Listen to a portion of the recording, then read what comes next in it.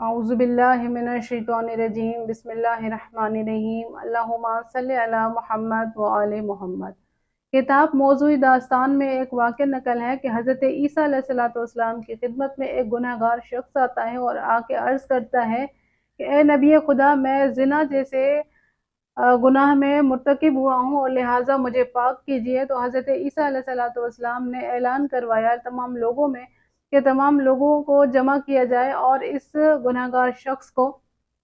پاک کیا جائے۔ حضرت عیسیٰ علیہ السلام نے ایک گڑھا کھدوایا اور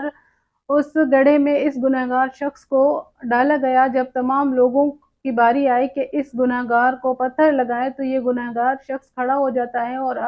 سب لوگوں کو کہتا ہے کہ دیکھو، مجھے پتھر وہ لگائے کہ جو خود گنہگار نہ ہو، جو خود کبھی اس گناہ کا مرتکب نہ ہوا ہو۔ تو تمام کے تمام لوگ جو اس کو پتھر مارنے آئے تھے وہ سب کے سب واپس چلے جاتے ہیں، سوائے دو لوگوں کے جو دونوں نبی ہوتے ہیں، ایک حضرت عیسیٰ علیہ السلام اور دوسرے حضرت یحییٰ علیہ السلام۔ حضرت یحییٰ علیہ السلام اس گنہگار شخص کو کہتے ہیں کہ دیکھو، تم نے بہت